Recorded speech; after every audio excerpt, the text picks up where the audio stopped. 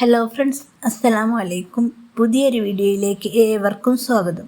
ഇന്നത്തെ വീഡിയോയിൽ ഞാൻ നിങ്ങളുമായി ഷെയർ ചെയ്യാൻ പോകുന്നത് കോഴികളിലെ തലതിരിച്ചിൽ, അതായത് നെക്ക് ബെൻഡിങ് എങ്ങനെ മാറ്റിയെടുക്കാം എന്നതിനെക്കുറിച്ച് തെളിവ് സഹിതമുള്ളൊരു വീഡിയോ ആണ്. നമ്മുടെ കോഴിക്കുഞ്ഞുങ്ങളിൽ 5 ദിവസം പ്രായമായ ഒരു കോഴിക്കുഞ്ഞിന് തലതിരിച്ചിൽ വന്നിട്ട് ഫുഡ് കഴിക്കാനും വെള്ളം കുടിക്കാനൊന്നും കഴിയാതെ അവശനിലയിലായിരുന്നു. അപ്പോൾ അതിനെ മരണത്തിൽ നിന്നും രക്ഷിച്ച് റിക്കവറാക്കിയെടുത്ത ഒരു വീഡിയോ ആണ്. അപ്പോൾ വീഡിയോയിലേക്ക് പോകാം.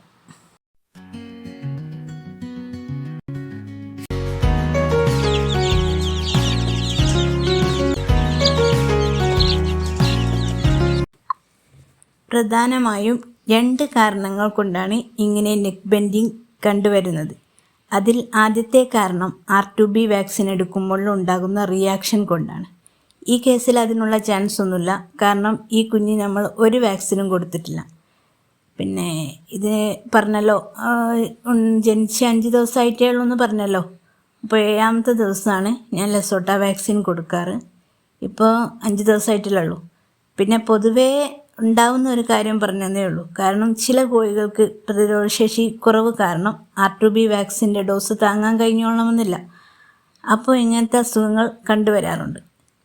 പിന്നെ രണ്ടാമതായിട്ടുള്ളൊരു കാര്യം എന്താണെന്ന് വെച്ചാൽ വൈറ്റമിൻ B12 ഡെഫിഷ്യൻസി മൂലവും ഉണ്ടാവും. വൈറ്റമിൻ ബിയുടെ ഡെഫിഷ്യൻസി മൂലം 2 രോഗങ്ങൾ വരാൻ ചാൻസ് ഉണ്ട്. അതിലൊന്ന് കാല് തളർച്ചയും ഒന്ന് തലതിരിച്ചിൽ രോഗവുമാണ്.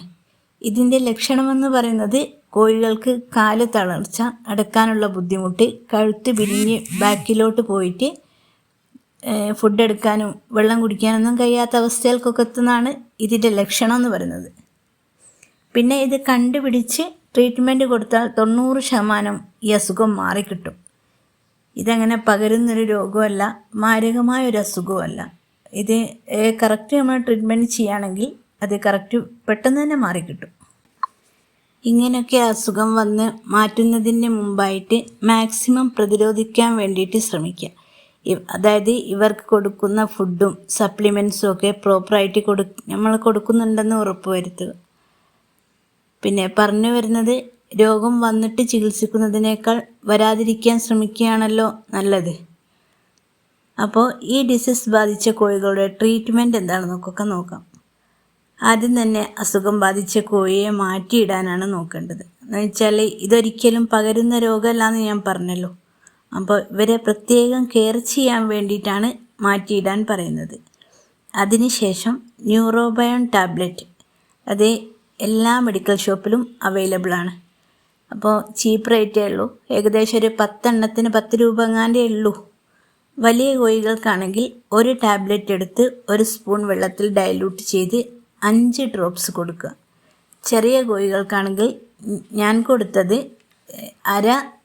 ഒരു ഹാഫ് ഗുളിക 1 സ്പൂൺ വെള്ളത്തിൽ പൊടിച്ച് ഡൈല്യൂട്ട് ചെയ്ത് 3 ഡ്രോപ്സ് വീതം ഒരു നേരം, ഏതെങ്കിലും ഒരു നേരം കൊടുത്താൽ മതി.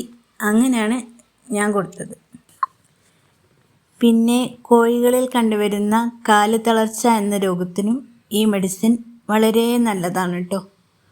അപ്പോൾ കാല് തളർച്ചക്കും ഇതേ രീതിയിൽ തന്നെ വലിയ കോഴികളാണെങ്കിൽ 1 ടാബ്ലറ്റ് വീതം കുറച്ച് വെള്ളത്തിൽ പൊടിച്ച് ഡൈല്യൂട്ട് ചെയ്തിങ്ങോട്ട് 5 ഡ്രോപ്സ് വീതം കൊടുക്കുക.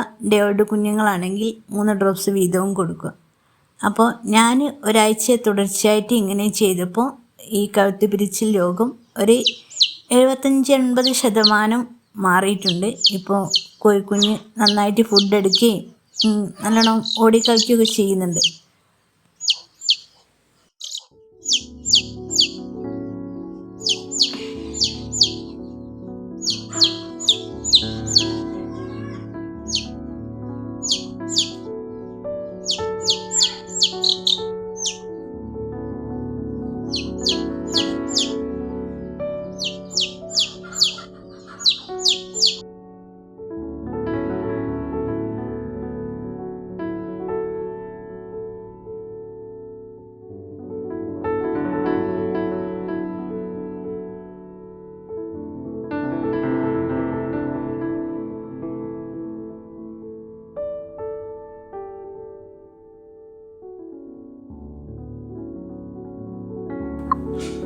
അപ്പോൾ ഇന്ന് ചെറിയൊരു വീഡിയോ ആയിരുന്നു.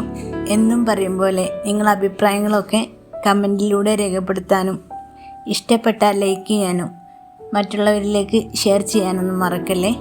അപ്പോൾ അടുത്തൊരു ഇൻഫർമേറ്റീവായിട്ടുള്ള വീഡിയോ ആയിട്ട് വരുന്നവരെ താങ്ക് യു ഫോർ വാച്ചിങ്.